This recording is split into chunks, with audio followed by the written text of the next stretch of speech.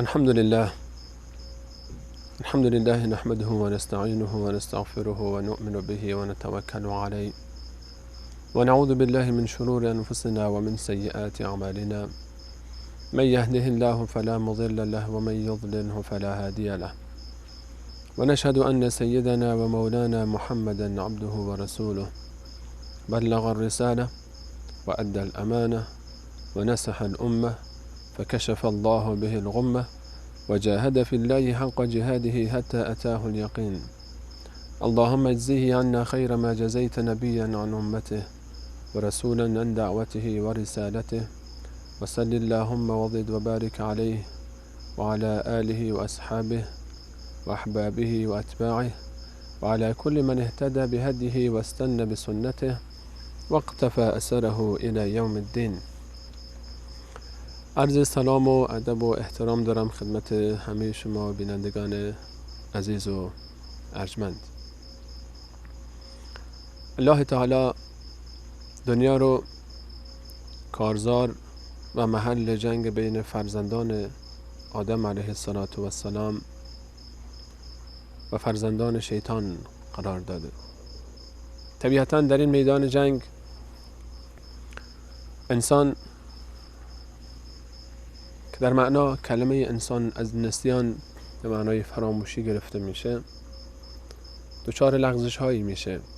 انسان در این جنگ اگر تنها باشه از بین خواهد رفت، اما بیداری الله متعال در نهایت اگر الله بخواد پیروز خواهد بود و اگر یاری و نصرت الله شامل حالش بشه.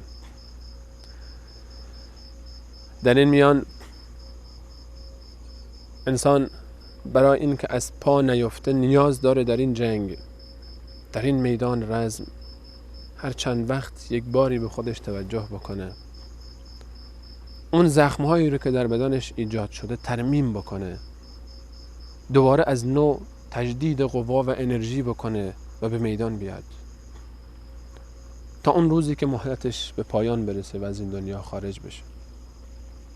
و اگر این گونه عمل نکنه از پای خواهد افتاد، شکست میخوره در مقابل این دشمن. این محل ترمیم، این محل بازگشتن به اون نیروی اولیه، محلی است به نام توبه. توبه یکی از صفاتهای بسیار مهم و زیباییه که انسان مسلمان باید در وجود خودش بیاره. یکی از اون صفات اخلاقی که انسان در طی کردن مسیر پرفراز و نشیب اصلاح اخلاقش بهش نیاز داره. چرا که هیچ انسانی در دنیای فعلی ما معصوم نیست. انبیاء الهی معصوم بودن و پاک بودن از هر گونه خطا و اشتباه در امر رسالتشون، در امر دینشون، اما ما این گونه نیستیم. اون صفت مختص اون بزرگان و اولیاء خداوند بود و ما این گونه نیستیم و خیلی جاها شاید پای ما بلغزه. به خاطر همین نیاز داریم به توبه، نیاز داریم به برگشت. این کلمه در قرآن مجید بیش از 85 بار تکرار شده. توبه در لغت به معنای رجوع و در اصطلاح به معنای رجوع کردن، بازگشتن از هر اون چیزی که الله تعالی دوست نداره به هر اون چیزی که الله تعالی دوست داره. توبه یک فرصته. توبه فرصت بازگشته. توبه اصلاح مجدده. توبه یک تولد جدیده. توبه یک زندگی نوعه. توبه این فرصت رو به من و تو میده که خودمون رو از نو بسازیم، از آغاز شروع بکنیم، مانند اون روزی که از مادر متولد شدیم، پاک که یوم ولدته ام، مانند روزی که مادر انسان رو زاییده و هیچ حقی از هیچ کسی برگردنش نیست و هیچ گناهی در صفحه پاک قلبش و در نامه اعمالش ثبت نشده. مهمترین امر در توبه اینه که ما هیچ وقت ناامید نشیم. مطمئن باشیم که الله ما رو میپذیره به درگاه خودش. هر چقدر هم بد باشیم، هر چقدر بد کرده باشیم، باید حرکت بکنیم. تا به کی؟ تا به کی در این پریشانی؟ تا به کی در این اضطراب؟ تا به کی در این نگرانی؟ گناه انسان رو مضطرب میکنه، گناه انسان رو پریشان میکنه، گناه آرامش انسان رو از انسان میگیره، گناه باعث میشه که بین انسان و اعتقاداتش، بین انسان و ایمانش، بین انسان و الله فاصله بیافته. این فاصله هرچی بیشتر میشه، انسان بیشتر غرق میشه در تنهایی خودش، انسان بیشتر غرق میشه در مشکلات و مصیبت هایی که در سر راهش هست. توبه راه نجات ماست.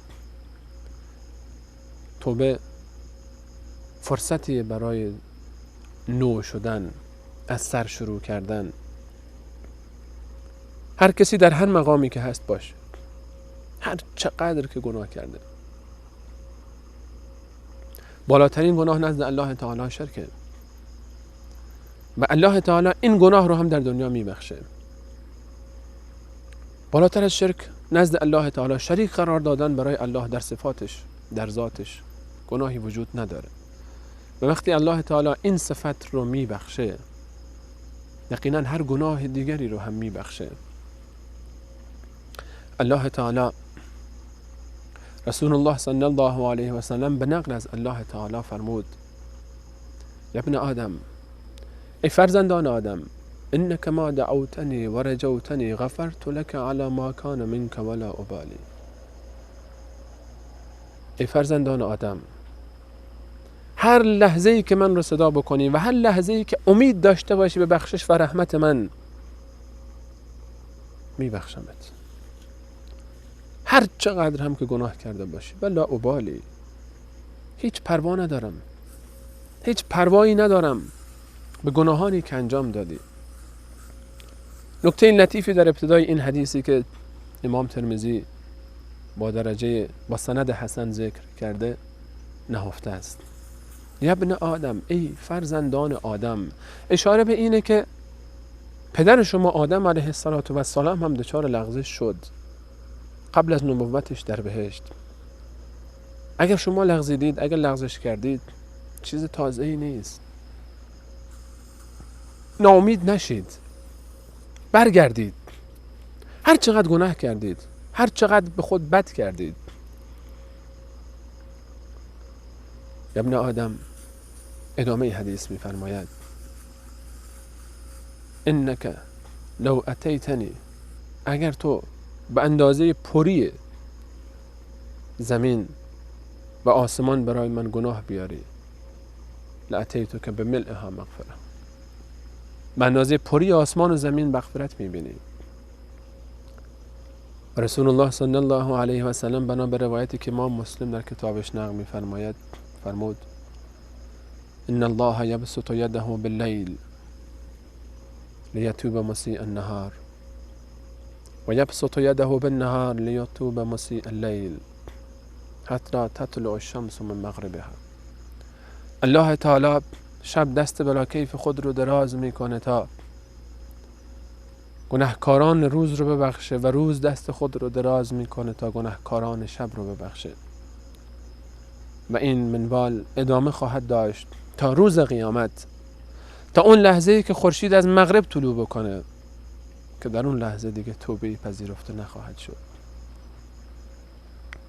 اون کسانی که شبها خطا کردن، الله تعالی ابتدای روز منتظر تا توبه اونها را بپذیره. کسانی که شبها چشمانشون به خطا رفته، وقتی در خلوت خودشون بودن چیزهایی رو دیدن که نباید میدیدند، وقتی که پشت صفحه تلویزیون یا مانیتور خودشون نشستن خطا کردند. کسانی که در شب دست به کار خلاف زدند، کسانی که در شب دزدی کردند، کسانی که در شب در انجام نماز و عباداتی که بر اونها واجب بود کوتاهی کردند. کسانی که هر نوع گناهی در شب مرتکب شدند و مثل این رو در روز، الله تعالی در آخر روز و آخر شب منتظر تا این بنده برگرده و توبه بکنه. و من یغفر الذنوب الا الله، و غیر از الله کیه که گناهان رو ببخشه؟ در روایت عجیبی که رسول الله صلی الله علیه و سلم در حدیث قدسی که از الله تعالی نقل فرمودن و در صحیحین ذکر شده، الله تعالی می فرماید اذنب عبد ذنبا، بنده گناهی میکنه، فقال اللهم اغفر لی، این بنده میگه خدایا منو ببخش. فقال تبارک و تعالی اذنب عبدی ذنبا، بنده من گناهی کرده، فعلم ان له ربا یغفر الذنب و یأخذ بالذنب، سپس فهمید، یقین پیدا کرد که الله تعالی از این گناه خبر داره، مؤاخذه میکنه با این گناهان و میبخشه بر این گناهان. اگه توبه نشه مؤاخذه میکنه، اگه توبه بکنه میبخشه. الله تعالی گناهش رو میبخشه. ثم عاد فاذنب، اون بنده دوباره این گناه رو تکرار میکنه، دوباره میاد میگه ای رب اغفر لی، خدای منو ببخش. توبه دوباره. فقال تبارک و تعالی عبدی اذنب ذنبا فعلم انه ربا یغفر الذنب و یأخذ بالذنب، خداوند متعال میفرماید بنده من دوباره گناه کرد، اما دونست که من مؤاخذه میکنم با گناه و اگر توبه بکنه میبخشم. ثم عاد فاذنب، بعد از بخشش دوباره برمیگرده، بار سوم دوباره گناه میکنه، دوباره همون لفظ رو تکرار میکنه ای رب اغفر لی، خدایا منو ببخش.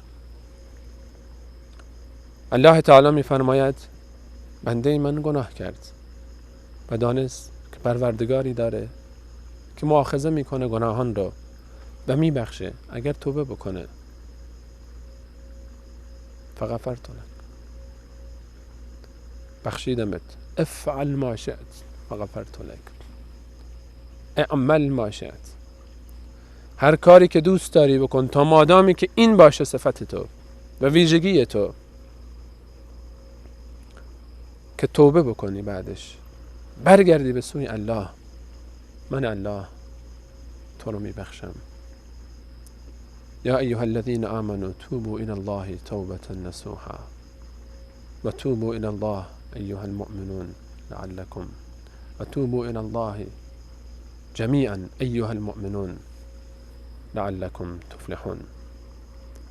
با ما باشید با ترجمه این آیات و آیات دیگری که راجع به توبه است در قرآن کریم بعد از یک میان برنامه.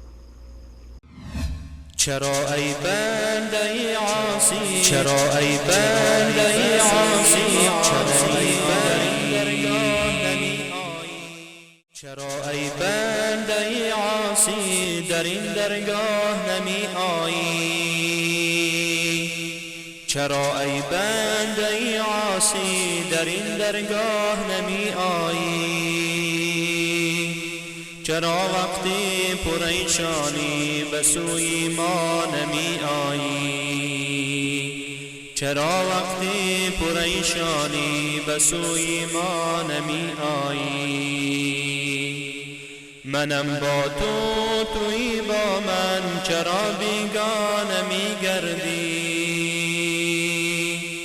منم با تو توی با من چرا بیگانه می گردی، اگر روزها تو در کاری چرا شبها نمی آیی، اگر روزها تو در کاری چرا شبها نمی آیی، چرا ای بنده عاصی در این درگاه نمی آیی، چرا وقتی پریشانی به سوی ما نمی آیی. منم غفور منم غفار، منم عالم منم ستار. منم غفور منم غفار، منم عالم منم ستار. چرا در مشکلی هر کار به سوی ما نمی آیی؟ چرا در مشکلی هر کار به سوی ما نمی آیی؟ چرا ای بنده عاصی در این درگاه نمی آیی؟ چرا وقتی پریشانی به سوی ما نمی آیی؟ چرا وقتی پریشانی به سوی ما نمی آیی؟ به غفلت میگذرد عمرت از این درگاه چرا دوری؟ به غفلت میگذرد عمرت از این درگاه چرا دوری؟ ز فضل ما خبر داری چرا در راه نمی آیی؟ ز فضل ما خبر داری چرا در راه نمی آیی؟ با عرض سلام مجدد خدمت همه شما بزرگواران و بینندگان عزیز و محترم. الله تعالی مؤمنان رو امر میکنه که توبه بکنند. توبه مختص گناهکاران نیست، بلکه مؤمنین مخلصین هم باید توبه بکنن. همه و همه باید توبه بکنن. فکر نکنیم فقط گناهکاران نیاز به توبه دارن. رسول الله صلی الله علیه و سلم فرمود ای مردم به سمت الله خود پروردگار خود توبه بکنید. فانی اتوب الی الله فی الیوم 100 مره. روایت مسلم. من روزانه 100 بار به سمت الله تعالی توبه میکنم. وقتی رسول الله صلی الله علیه و سلم که معصومند و بهترین انسان روی زمین بلکه بهترین مخلوق الله تعالی روزانه 100 بار توبه میکنند، من و شما روزانه چند بار باید توبه بکنیم؟ وقتی که رسول الله صلی الله علیه و سلم که هیچ گناهی مرتکب نشدن، هیچ لغزشی از ایشون سر نزده، روزانه 100 بار توبه میکنن، تکلیف ما مشخصه. مؤمنین هم باید توبه بکنن، مخلصین، گناهکاران هم باید توبه بکنن. توبه جانانه، توبه از سر صدق، توبه خالصانه، توبه با تمام وجود. الله تعالی در سوره مبارکه زمر آیه 53 چه زیبا فرمود. راه هر گونه بهونه ای رو برای هر کسی بسته این آیه. اگر کسی بخواد بگه که من بسیار گناه کردم، گناه من انقدر زیاده که فکر نمی کنم هرگز خدا منو ببخشه. اگر کسی بگه من قتل کردم، من زنا کردم، من سرقت کردم، و هر گناهی که فکر میکنه گناه بزرگی است، ذکر بکنه و احساس بکنه که الله تعالی او رو نمیبخشه و این گمان هم گناه وسوسه شیطانی است، الله تعالی با این آیه مبارکه یعنی 53 زمر تمام این وسوسه ها و این نگرانی ها رو پاسخ داده. قل یا عبادی الذین اسرفوا علی انفسهم، بگو ای بندگانی که بر نفسهای خودتون ظلم کردید، لا تقنطوا من رحمت الله، از رحمت الله، از بخشش الله غافل نشید، ناامید نباشید، ناامید نشید از بخشش الله، از رحمت الله. ان الله یغفر الذنوب جمیعا، الله تمام گناهان شما رو میبخشه.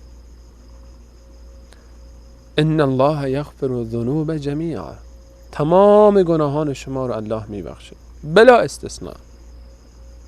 در ابتدای این برنامه عرض کردم وقتی الله شرک رو که بزرگترین گناه میبخشه و انسانی که تازه مسلمان میشه انگار تازه به دنیا اومده، چرا ما رو نبخشه؟ ما که مسلمان بودیم، ما که مسلمان هستیم.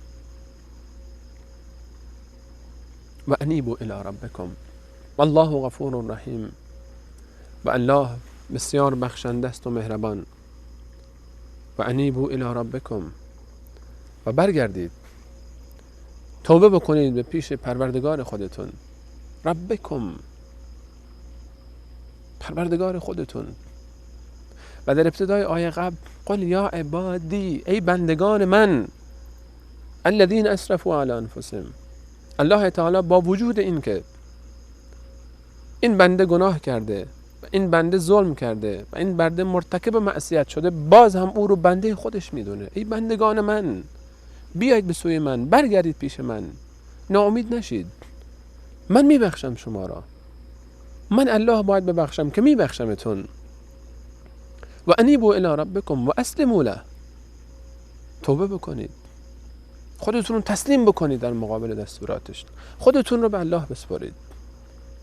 من قبل ان یأتیکم العذاب ثم لا تنصرون، قبل از این که عذاب به سراغ شما بیاد، قبل از این که فرصت از دنیا بره، قبل از این که مرگ بیاد و بعدش عذاب اگر توبه نباشه، قبل از این که عذابهای گوناگون بیاد سراغتون.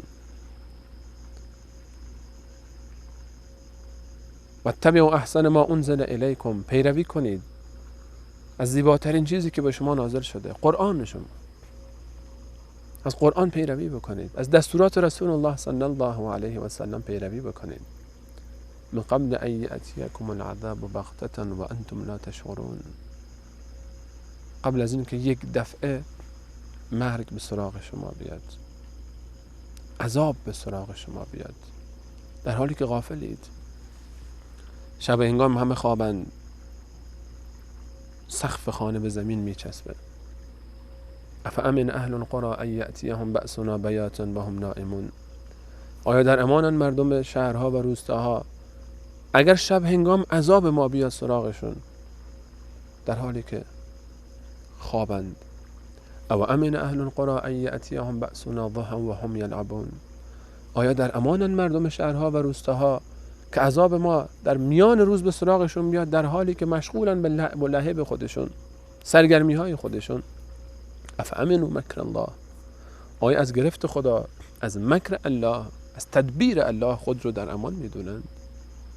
فلا یأمن مکر الله الا القوم الخاسرون. هیچ کسی از گرفت الله، از عذاب الله در امان نیست مگر کسانی که زیان کردن و خود رو در امان میدانند، خودشون به زعم باطل خودشون. من قتل کردم، خیلی ها مرتکب شدن گناهان عجیبی رو، میترسن. کسی که آدم کشته آیا بخشیده میشه؟ کسی که زنا کرده آیا بخشیده میشه؟ بله. رسول الله صلی الله علیه و سلم بنا به روایتی که بخاری و مسلم نقل کردن حدیث عجیبی رو ذکر فرمود. فرمود قبل از شما، به ترجمه حدیث من اکتفا میکنم، قبل از شما در بنی اسرائیل شخصی بود که 99 نفر رو کشته بود، نه یک نفر. دقت کنید عزیزان، دامنه رحمت الله، عظمت وسعت رحمت الله رو درک کنیم. 99 نفر رو کشته بود، 99 نفر بیگناه. گفت من رو راهنمایی کنید به پیش یک شخصی تا برم از اون بپرسم گناهان خود رو چطور میتونم پاک بکنن. پیش عابدی رفت. عابد به معنای این که فقط عبادت میکرد و علم نداشت، علم دینی نداشت. گفت من 99 نفر انسان رو کشتم، 99 نفر رو کشتم، آیا الله من رو میبخشه؟ گفت نه، من یک نفر رو نکشتم، چطور؟ من میترسم خدا من رو ببخشه یا نبخشه هنوز. تو که 99 نفر رو کشتی چطور خدا تو رو میبخشه؟ گفت اگر خدا من رو نمیبخشه تو رو هم میکشم تا بشه 100 نفر. اون رو هم کشت و شد 100 نفر. گفت من رو راهنمایی بکنید پیش عالم ترین شخص منطقه. متاسفانه بعضی ها امروز در جامعه ما هم هستند، انسان ها رو از الله دور میکنن به جای اینکه به الله نزدیک بکنن، انسان ها رو میترسونن. به مجرد هر گونه گناهی اون رو وعده جهنم میدن، از بهش ناامیدش میکنن. بدبخت شدی، بیچاره شدی، توبه نداری، تو رو خدا نمیبخشه. من و تو چی کاریم که ببخشیم یا نبخشیم؟ وقتی الله تعالی میفرماید با این صراحت، با این وضوح در آیات مختلف قرآن کریم که من میبخشم، چرا ما باید بندگان الله رو از رسیدن به الله ناامید بکنیم؟ در هر مکانی که هستن، در هر درجه‌ای که هستن، در هر وضعیتی که هستن، در بدترین وضعیت ممکن هم. گفتن برو فلان شهر پیش فلان شخص. در روایت دیگری رفت پیش عالم و گفت بله، چرا خدا تو رو نبخشه؟ خدا تو رو میبخشه. فقط شهر خودت رو عوض بکن، برو جای دیگه ای زندگی بکن تا دوباره به اون گناهان گذشته خودت بر نگردی. در مسیری که میرفت برای اصلاح، این شخص تازه توبه کرده، تازه تصمیم گرفته که خوب بشه، تازه نیت کرده که راه بیفته، هنوز مسیر رو کامل نکرده، هنوز توبهش کامل نشده، فقط قصد کرده، نیت کرده حرکت بکنه، میخواد پاک بشه، بس خسته شده از گناهان خودش، خسته شده از دیدن چهره خودش در آینه. بیشتر از این نمیتونه خودش رو تحمل بکنه با این بار گناهانش. میخواد پاک باشه، میخواد وقتی قرآن برمیداره با لذت قرآن بخونه، شرمنده نباشه از قرآن کریم. وقتی انسان مؤمنی رو ببینه خوشحال بشه، شخصیت درونیش نپاشه از هم. وقتی خودش رو مقایسه میکنه با این، حرکت کرد، در بین راه فوت کرد. فرشته های عذاب و فرشته های رحمت خدا اومدن. فرشته های عذاب اومدن که این تا به حال هیچ عبادتی نکرده، باید بره به جهنم. فرشته های رحمت اومدن، نه، این توبه کرده، اصلاح شده، پاک شده، گناهانش بخشیده شده. الله تعالی فرشته دیگری رو فرستاد به شکل انسانی، بین اونها حکم قرار گرفت، حکم قرار دادن. گفت ببینید به کدوم شهر نزدیکتره، به مبدأ یا مقصد. در حال اندازه‌گیری بودن، الله تعالی امر کرد به اون شهری که مقصد این شخص بود که نزدیک شد. یک وجب به اون شهری که قرار بود بره نزدیکتر بود. الله تعالی فرمود بنده خودم رو بخشیدم.